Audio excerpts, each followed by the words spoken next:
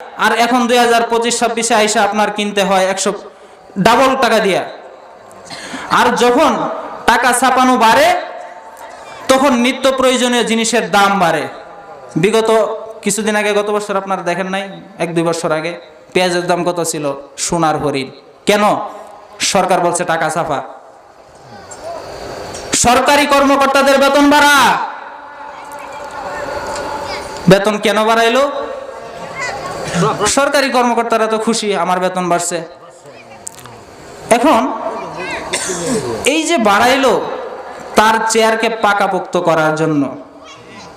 আর এই সুবিধা যখন সরকারি কর্মকর্তারা পায় তখন সে মানুষ খুন করতেও দ্বিধা করে না, মানুষকে গুম করতেও দ্বিধা করে না। সেই জ্বলন্ত প্রমাণ বিগত 5ই আগস্টের ইতিহাস আপনারা জানেন। বুধাই বানাতে গেছে জনগণ। কিসে বুধাই? বুঝেন না? দেশে আগুন লাগায়া জনতার জ্বালায়া